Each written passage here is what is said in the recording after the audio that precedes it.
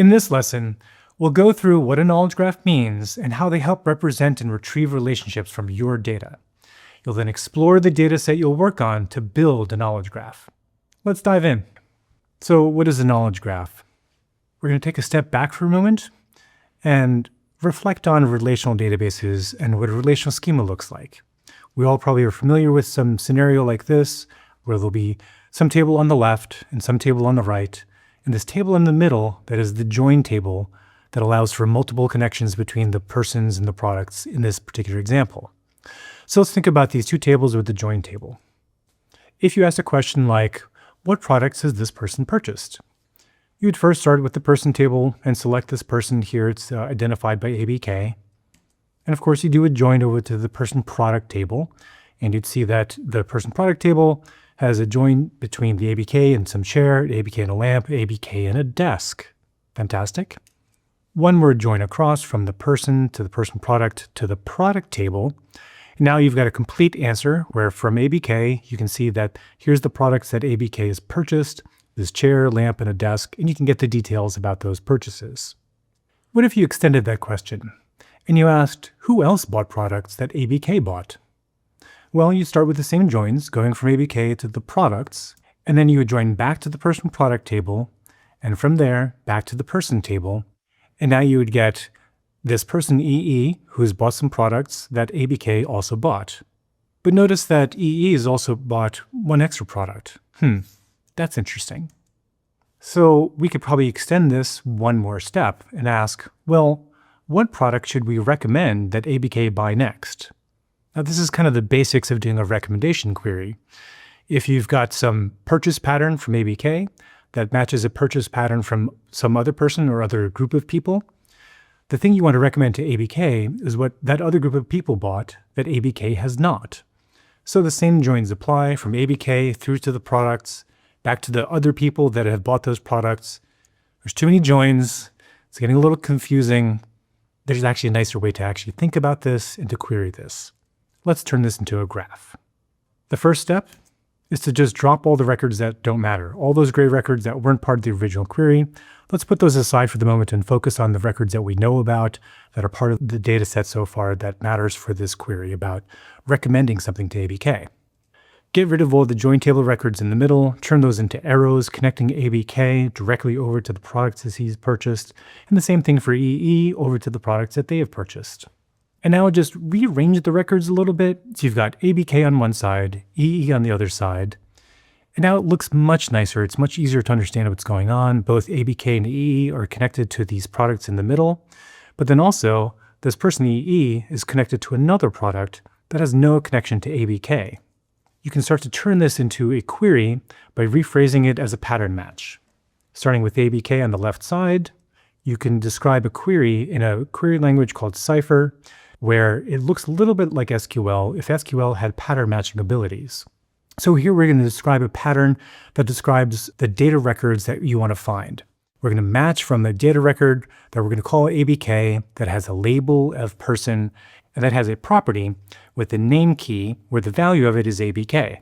So that's in round parentheses. We know that that's a node in graph terms. And then we kind of have this right-facing arrow with colon purchased in there. That's a relationship type that is the purchased. So match a pattern where ABK purchased over to some other parentheses that we're going to call ABK products. That's going to be a pattern match from ABK to the products that ABK matched. We can return those directly, and that's going to be the products in the middle there. We can extend that pattern to include the other people who bought those products. Since we went from ABK to the products that ABK purchased, we can also have relationships going in to those products and say, okay, there's some other people who bought those products. This pattern will find all of the products that people have in common with ABK. We can extend it a little bit more to ask that recommendation question problem, where instead of saying that we just want to find these other products, the other products have a unique property where they're actually something that ABK does not have. So we have the same pattern match from ABK to some products to some other people, and then extend that to other products. And now we include a predicate saying we actually want a negative pattern to be true, that ABK has not purchased those other products. So where not ABK purchased those other products. So down there on the bottom, that dotted line from ABK to the couch, we want that to not exist. Now we're describing a pattern that both has records that should exist, something that should not exist. The other products now will be reduced to only products that ABK has not purchased. That's what we're going to use as a recommendation that he buy. So what really is a knowledge graph? It's a kind of database that represents information as nodes, representing things like people, products, blogs, whatever you might want to have as records in a database. But then also relationships that aren't simply a convention of using a join table, but that are first-class citizen. They're actually data records inside of the database that have a semantic meaning. They actually represent how two nodes are connected, and they add information about those two nodes. So both the nodes and relationships have key value properties. They have multiple labels on nodes. Relationships always have a direction, and they have a single type. And the query language that you use for doing pattern matching is called Cypher. And it turns out that this is super nice for mapping to natural language and really convenient for working with Gen AI and LLMs, because LLMs are really good at natural language. If we go back for a moment here and just look at that query at the top, you can read that out loud and make sense of it. Match ABK, who's a person whose name is ABK, that bought some products that some other people have bought. They've bought some other products where ABK has not purchased those other products. The other thing that's interesting about knowledge graphs is that they're really convenient for combining unstructured data along with that structured data, whether that was some products that we have or people, whatever it might be in structured data. You can then add any kind of chunked text, do a vector representation of that, store that in the database as well, and combine both vector similarity search and pattern matching together for all kinds of powerful access patterns.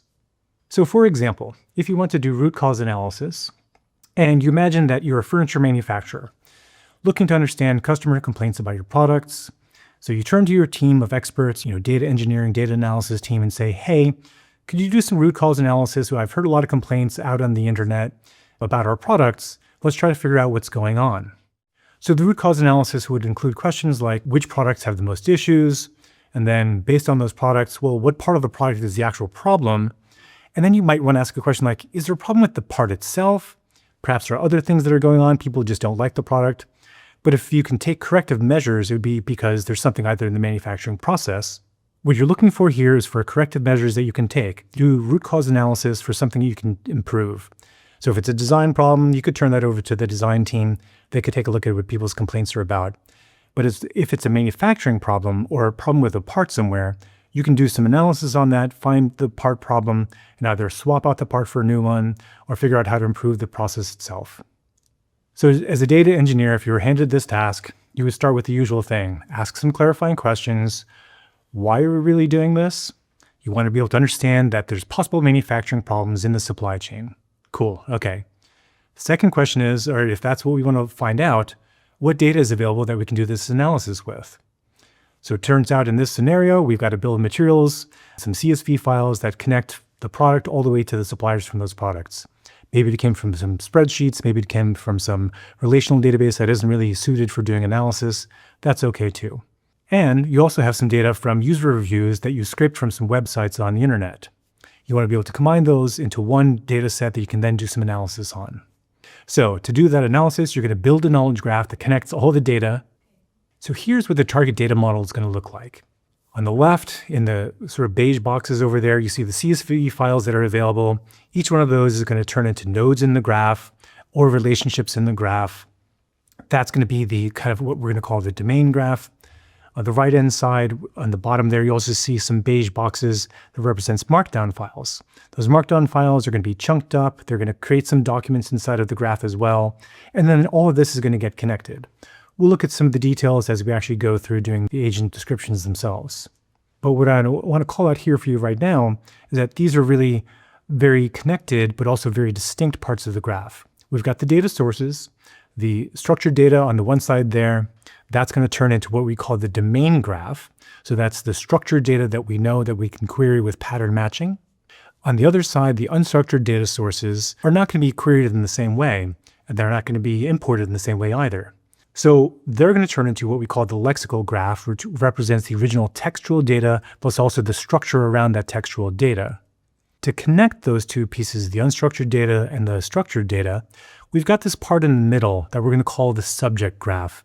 The subject graph is going to be subjects or entities that we pull out of the chunks. So the chunks will have some text. They'll be talking about products. Maybe they'll be usernames and things. All of those things might be entities.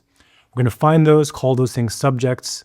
And those subjects are going to be connected to objects. So the subjects talk about something. So some user, let's say that it's me, user ABK, loves this table. And so there'll be a subject predicate object in the subject graph that talks about ABK loving some table.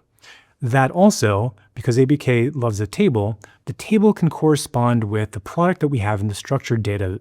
If ABK mentions a table, and the table is a product that exists in the structured data, we can then connect the entities that we've extracted from the text all the way over to the structured data that we've got in from the CSV files.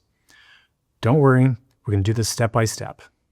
On a high level, this is what you're going to end up with: a graph with subgraphs within it, a domain graph, a subject graph, and a lexical graph.